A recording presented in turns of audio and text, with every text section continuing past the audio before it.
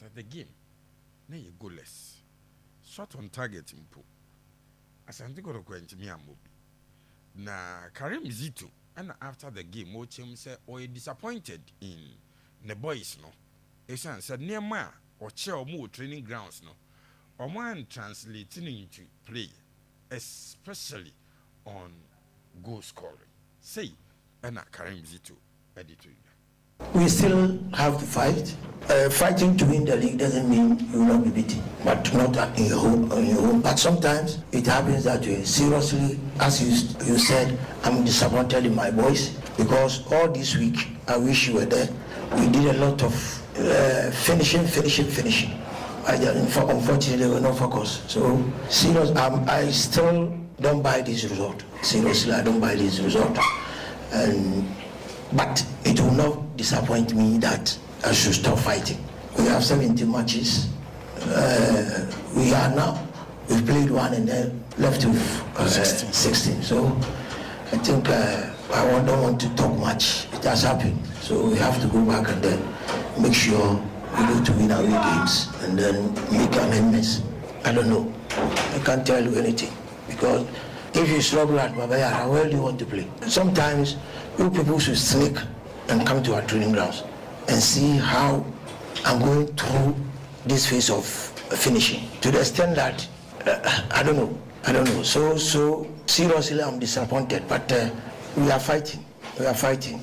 I said from 1 to 5th, anybody can win the league, and that doesn't mean you will not lose, but not at home. It's very disappointing when you lose at home than you lose in away games. So seriously, I'm not happy today.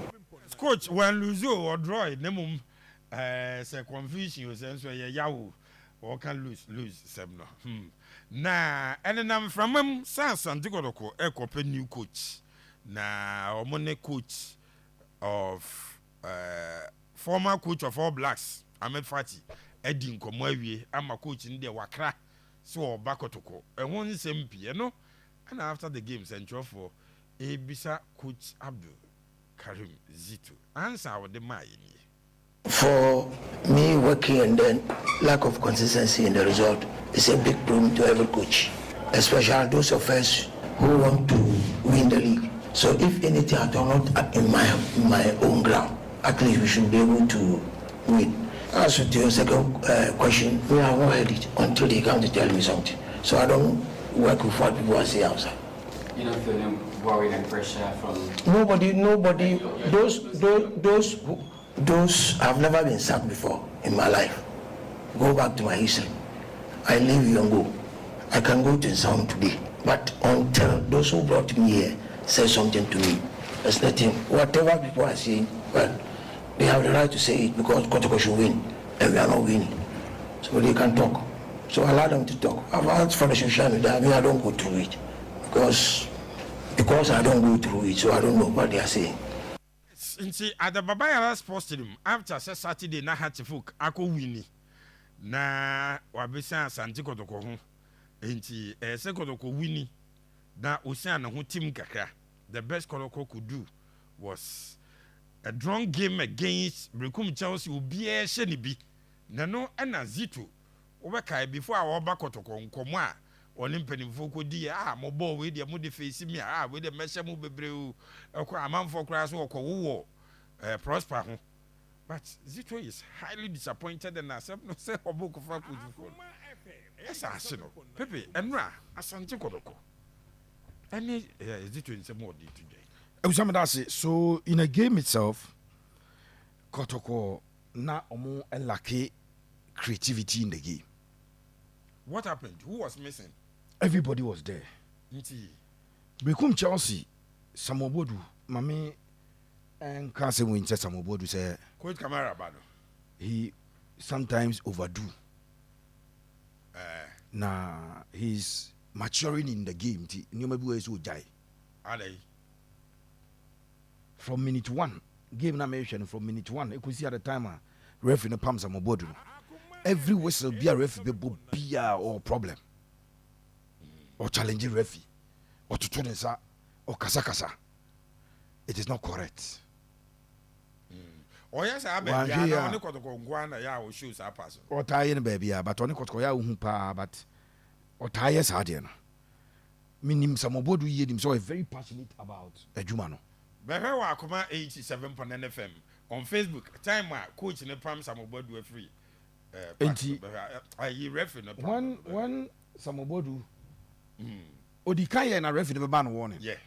Etina ma dwem say o twa so. No to ne sasa na referee no eyi no. And o call no kai so the tag no at the Bremen on Kroma who is the assistant. So all ban wo under no provocation. The fourth referee had just shown a substitution board. My substitution. Not to Tunenza. We have finding no, but young finding on Samobodu. You have finding Brecum Chelsea, so man control coach. FIFA ne ball for him, say, oh, finding coach now we say be a financial team napam. But almost finding club no for failing to control your players, failing to control your coach near final qua. It is not correct. Or ya many people show team say as on it could go asem media the minimum say team be no more than they buy in with it into this game with everything that he has in coach to get a point or to get a 3 points. And on that score I cannot fault Samobodu.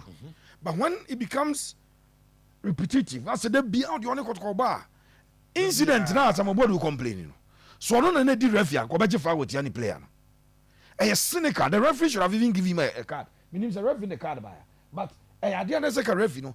A card edema Brecum Chelsea player no. For that tackle no the coin. And all of a sudden because that card was issued, now Samobodu a boo fool to tunen sakasa derby. And yanisa. Kofi say we are professional coach. Eyes are watching you. Tactically, or you one of the best coaches in this country. Me say, me ne protpogum edi no nkomoda. Me ne Watara no. Me ne coaches akasi yi coach Bashir Ford. Top coaches in Ghana say, only Samobodu bobo. Oh ya tactical switch or tweaker. Achepa 2 minutes you identify the wire. No account the crowd. Wow. This is something that complimentary. But as the Debian Kumajinaso, no, in general, referee had to sack him from the game. If they had lost the game, they would have lost the game because Nakuma not Oniwa and our control team. No. It is something I'm better. They can't edit Samobodu. Now, Chelsea came in with a system to frustrate Kotoko and to sit very deep. And the driver call post match. Said, Coach Karim Zito said, you don't have an antidote to a team sitting deep.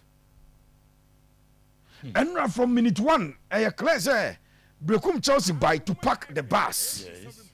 Because they are only 1 point up. Yes. Prior to the game, not that 17th on the table.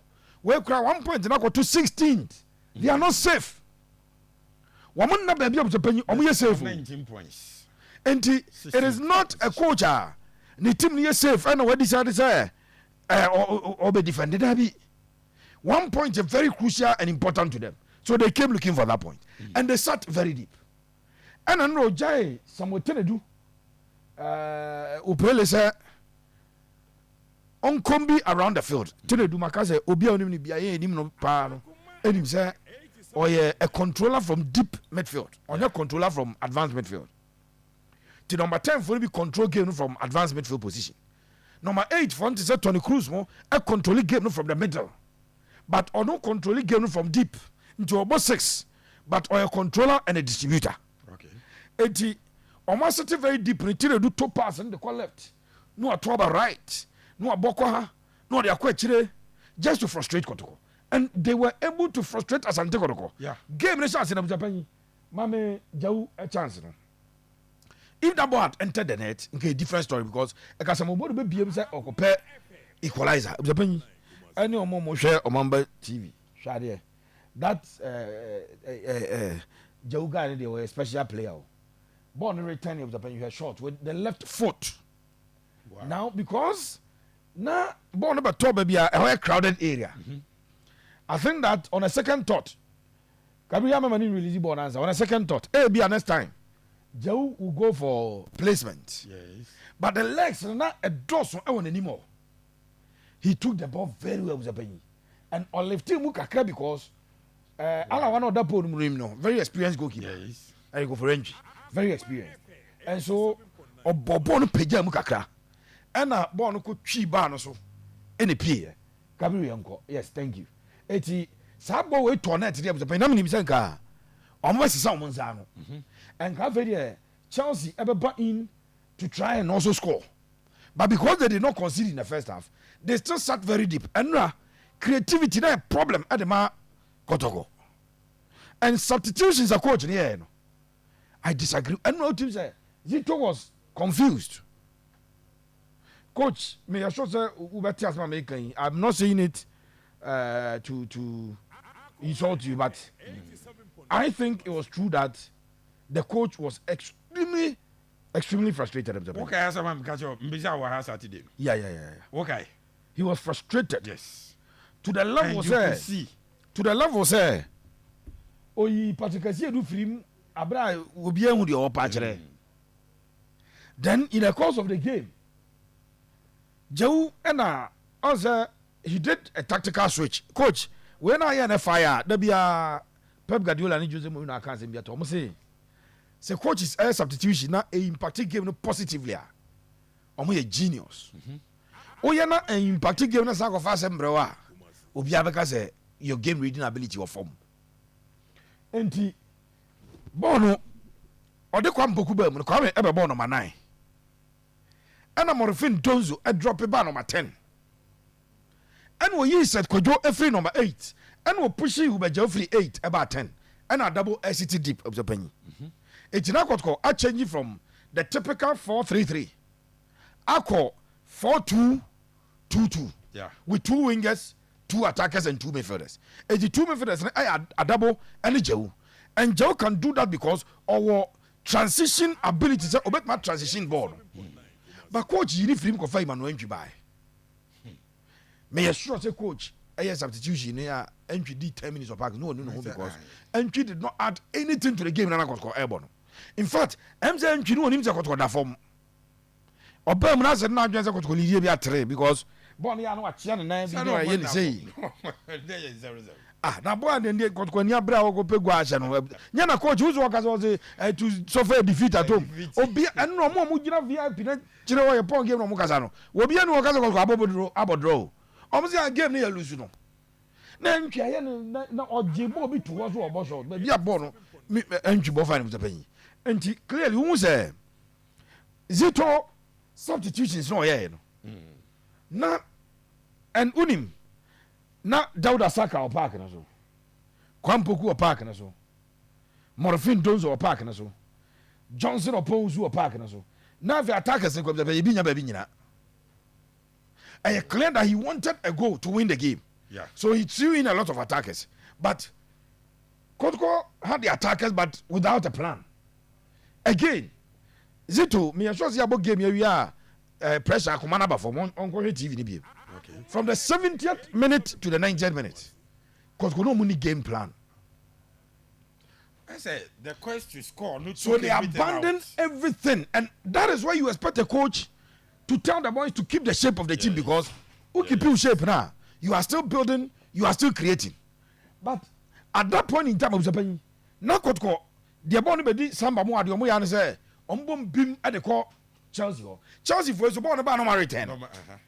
After the normal return because return Kotoko be say ba. Ti ba no mo de material do. No agina so afa na no mo omo refuge infringement amom. Oko ya na refuge infringement amom. Eti Kotoko na opeso o take lead o shego. They now had to be going in for tackles. Any fouls, Eddie Jazz and Kotoko. I don't know if you agree with me. Makase, many Asante Kotoko supporters in Yadjune, if you're much. This is a game. Na boys ni here supporters. Nanka time na nke free 70th minute na wo kanoko. Ka supporters ya charge no more regional. No more boss na Asante Kotoko say nanka ba. Pepe wunyi say nke beti impact positively on boys na performance.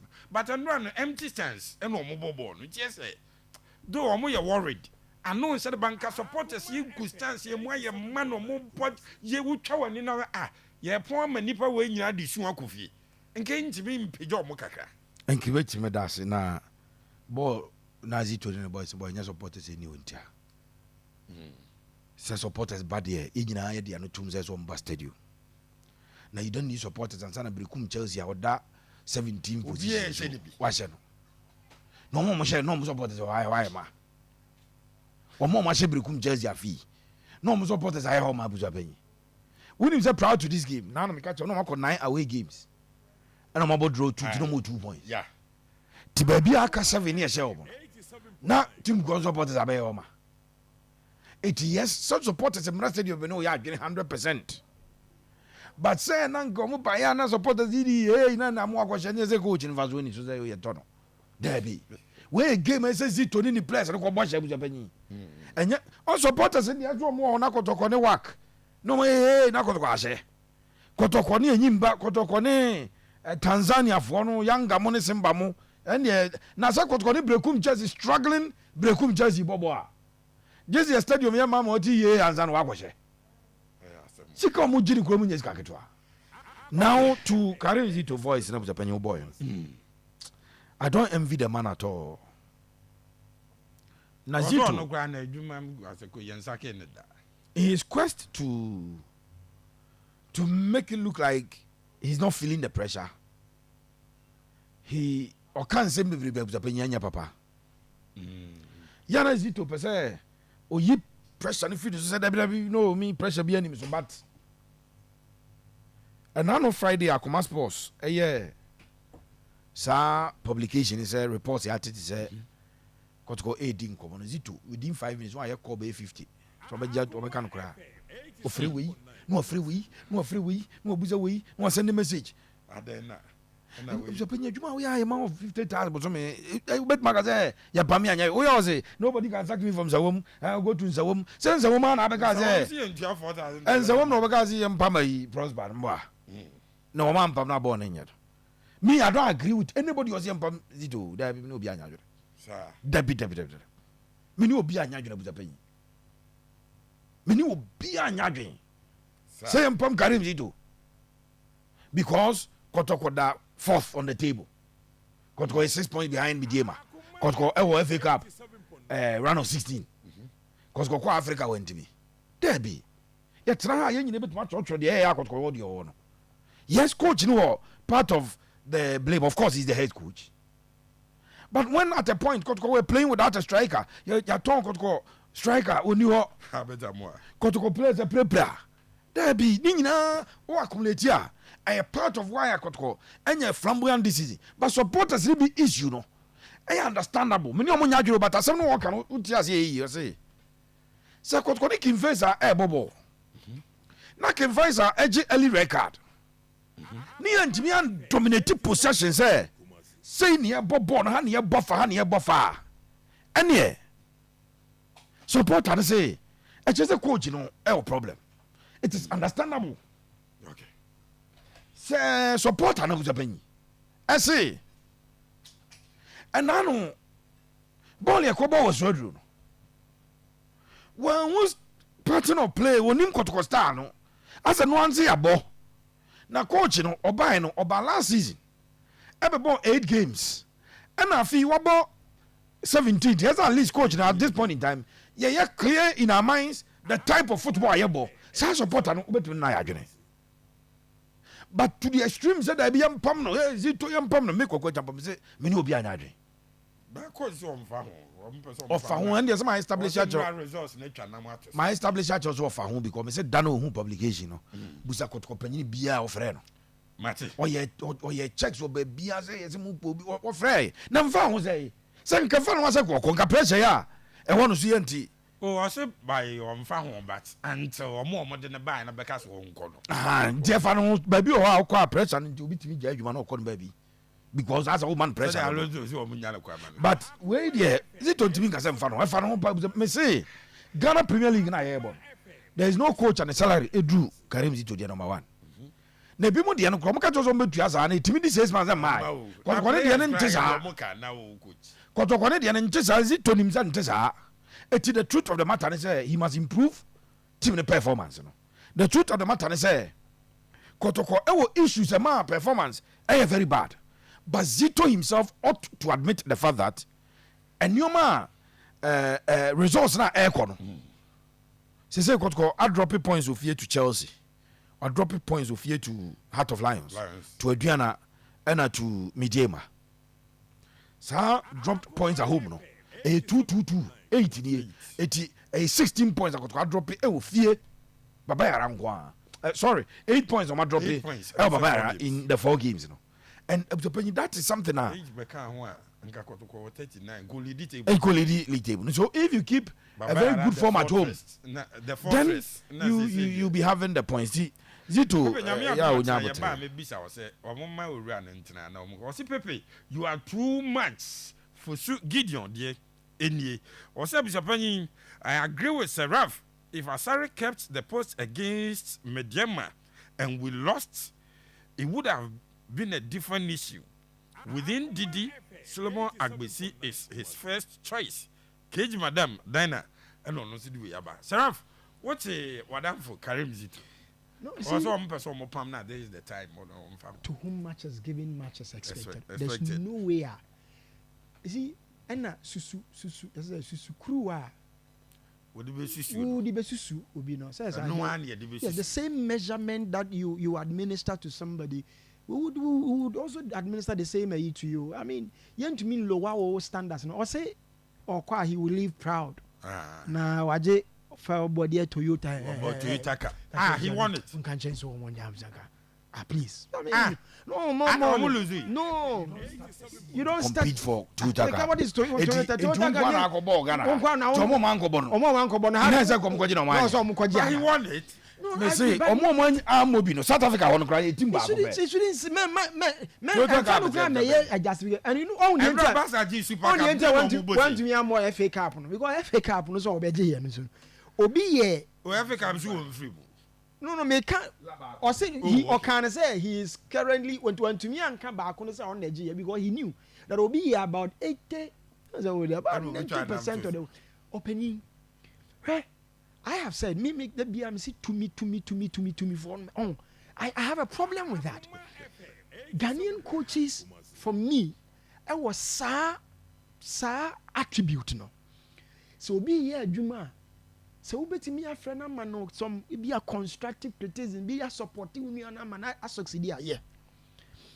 That is me. That's sana mimi who are then. And yes, sana koya say I can do better. I am better than this person. We the Michiana we say be share me. Sometimes I we here is na Kotoko you way ahead of you on. What is the standard? Kotoko for not the interior was Confederations Cup. Because not the dreams are here. But we saw it.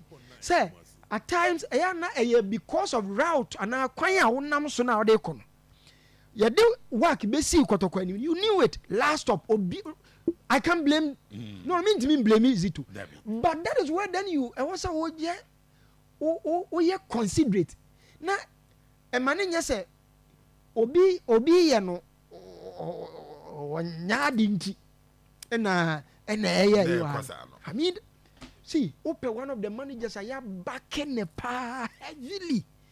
Pay ye Ghanaian standards see this ye opeweni akofa player. He's one person. But Mr. Mesa admit so only one manager. Or both season near turn a striker. So but that is why I was say and another manager on my also but a supporting maybe opportunity but the quiet. So the old players were orchestrating. Now the old players are quiet. What can they say? Kotoko circles are quiet. Circles were also orchestrating. The money yes I say he prosper Nenya so no. Now if you take Kotoko last season statistics now for Kotoko this season statistics now the total one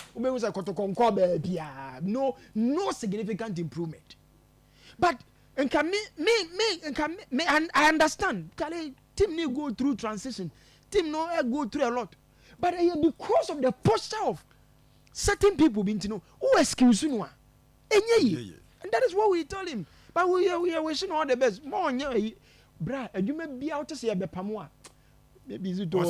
No. On that. Hey, Zito. So unko be that. Some of us we have experiences. Sir, what is it? What say? I say, Obeko. A nightmare. You have no idea. Zito cannot tell us. Me can one. But when you tell us Obeko. What's a good evening, Japan? Alonso isn't the best coach for Real Madrid because his substitution changed the winning mentality of the game. He must go for Jurgen Klopp to replace him from your boy Nana Kojo